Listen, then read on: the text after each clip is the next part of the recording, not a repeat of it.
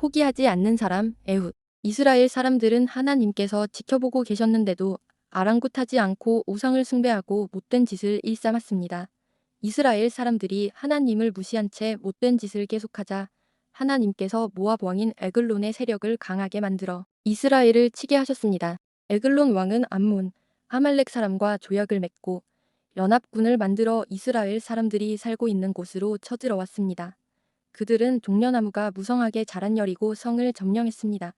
그래서 이스라엘 사람들은 18년 동안이나 모압 왕 에글론에게 짓눌려 지낼 수밖에 없었습니다. 재판관님, 저의 억울한 이야기를 들어주십시오. 저도 억울합니다. 제 이야기도 들어주십시오. 이스라엘 백성들은 사사인 에훗에게 와 자신의 억울함을 토로하였습니다. 하지만 일부 지도자들은 그런 에훗을 못마땅하게 생각했습니다. 챗, 왼손잡이 주제에 무슨 사사야. 다 들리겠어. 어휴, 말도 마. 에글론 왕에게 온갖 아부를 떨면서 세금을 갖다 바친대. 당연하지. 모압 왕 에글론의 지지를 받아야 계속해서 사사 노릇을 할 수 있을 테니. 꼬리를 살살 흔드는 모양이 여우가 따로 없어. 에글론 왕만 아니면 당장 목을 칠 텐데. 에훗님, 백성들이 이제 곡물로 바칠 식량도 세금도 부족하다고 합니다. 다음 추수까지 먹을 식량도 없는데 곡물을 바치라니. 곡물을 바치지 않으면 모압이 우리를 가만두지 않을 텐데요. 어떻게든 대책을 세워야 합니다. 곡물 소확량은 줄어드는데 모압이 요구하는 곡물량은 오히려 많아지고 있어요. 이스라엘 백성들의 하소연을 들을 때마다 에훗의 근심이 깊어만 갔습니다. 사사님, 너무 힘들어서 더 이상 못 살겠습니다. 블레셋 족들이 대장간을 다 태워버린 것도 모자라 대장간을 다시 짓지 못하게 하고 있습니다. 이제 괭이나 호미는 어디에서 구하란 말입니까? 농기구가 없어 수확물이 적은데 곡물은 전보다 많이 바치라고 하니 도대체 어떻게 살란 말입니까? 결국 에훗은 결단을 내려야만 했습니다. 이 자리에 모인 각 족장들은 우리 이스라엘이 모압에게 핍박받는 이유를 말해보시오. 앞으로 대책을 마련하려면 모두의 의견을 모아야 하오. 그야 힘이 약하니까 그런 일을 당하는 것 아닙니까? 우리가 군대를 모집하지 못하게 에글론이 철저하게 감시를 하니 당연히 맞서 싸울 힘도 없고 모압의 밥이 되는 게 아니겠소. 우리에게도 군대만 있다면 하나님께서 우상을 섬기지 말라고 하셨잖습니까? 힘을 키워서 에글론에게 맞서 싸우기보다 우리가 숭배하는 우상을 버려야 합니다. 하나님을 잊고 살았던 죄를 뉘우치고 예전의 언약을 기억해내야 합니다. 요엘 족장님의 말씀이 맞소. 그렇게 열띤 토론을 하는 중에 에훗이 도착했습니다. 사사 에훗이 왔습니다. 오, 에훗, 우리를 이렇게 모이게 한 이유를 에훗 사사께서 직접 말해보시오. 하나님께서 우리와 함께 하시면 우리는 에글론의 폭정에서 자유롭게 될 겁니다. 에훗은 자신의 계획을 이야기하며 이스라엘의 여러 족장들을 설득하기 시작했습니다. 자, 이제 다 만들었다. 생각보다 괜찮군. 에훗은 직접 만든 칼을 다리에 숨기고 모압으로 향했습니다. 곡물 접수만 끝나면 우리도 쉬어야지. 너희들 뒤치다거리만 할 수는 없다고. 빨리 짐부터 옮겨. 분뱅이도 너희들보다는 낫겠다. 거기 너 오른손은 장식이냐? 양손으로 빨리 못해. 이보게, 저 사람은 에글론 왕이 아끼는 이스라엘의 사사야. 왼손잡이 에훗이라고? 실수했습니다. 사사님, 성 안으로 들어가시죠. 그런데 동행하는 사람은 걱정 마시오. 내 마부요. 에훗은 성 안으로 들어와 성안 곳곳을 살피기 시작했습니다. 전차 30대와 30마리의 말, 파수대에 3명씩 6곳, 군사들이 여기저기 흩어져 있긴 해도 성읍을 들어보니 대략 10,000명 정도의 군사들이 있군. 에훗은 자신이 살펴본 것을 자세히 기록하여 다시 마부에게로 갔습니다. 많이 기다렸지. 아닙니다, 어르신. 자, 이 서신을 요엘 지파 족장에게 전하여라. 예, 어르신. 들키지 않게 조심하게.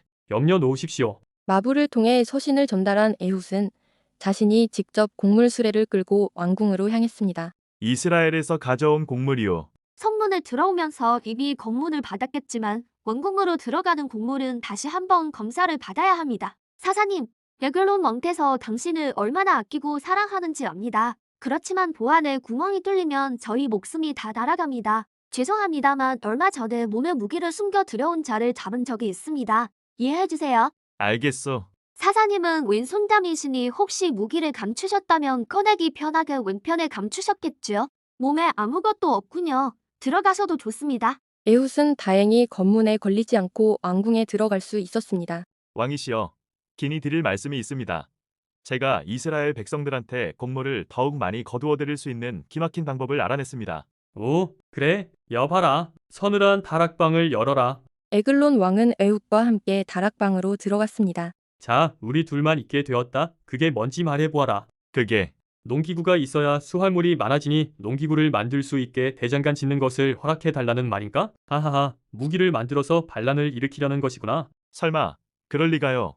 왕께 충성을 다하려는 마음뿐입니다.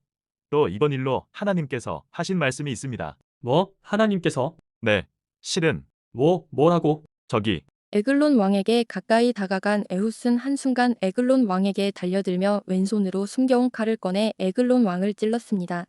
에훗이 어찌나 강하게 찔렀는지 칼이 에글론 왕의 몸을 관통해 등 뒤까지 튀어나왔습니다. 이런 칼이 잘 안 빠지네. 에훗은 너무 깊게 박힌 칼이 빠지지 않자 그냥 그대로 두고 다락방을 빠져나왔습니다. 그럼 수고하시게. 어라? 왕은 안 나오시나?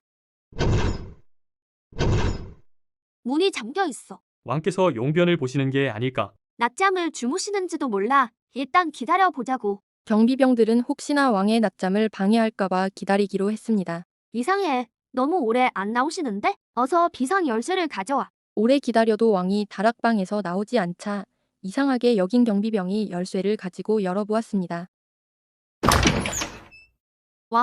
왕께서 쓰러지셨다. 왕이 쓰러져 있는 것을 본 경비병들은 윗사람에게 보고를 하였고 신하들이 와서 왕의 죽은 모습을 보게 되었습니다. 왕이 돌아가셨어. 이런 일이 벌어지다니. 이럴 수가. 성문을 봉쇄하라. 왕과 마지막까지 있었던 에훗을 찾아라. 그자가 왕을 살해했다. 장군, 기름기가 엉겨부터 칼이 잘 안 빠집니다. 장군, 아무리 찾아도 없습니다. 에훗은 이미 멀리 도망친 듯합니다. 뭐라고? 에글론 왕의 죽음으로 왕궁이 발칵 뒤집힌 때에 에훗은 몸을 피해 스위라로 도망하여 기다리고 있는 이스라엘 백성에게 합류하였습니다. 그리고 이스라엘 백성과 함께 모압 족속을 쳤습니다. 이것이 예글론의 피. 보내주신 서신대로 전략을 짜서 모압의 주둔지를 점령했습니다. 이제 다음 명령을 내려주십시오. 전쟁은 아직 끝나지 않았다. 요단강을 건너서 도망치는 모압 족을 쳐 죽여라. 하나님께서 모압 왕 에글론을 처단하셨다. 승리는 우리의 것이다. 자, 가자. 사사 에훗의 지휘 아래 이스라엘 무리가 약 10,000명의 모압 군을 죽였습니다. 그들 가운데 단 한 명도 도망치지 못했습니다. 이처럼 이스라엘이 모압과 싸워 이긴 후 그 땅에는 40년 동안 평화가 깃들었습니다.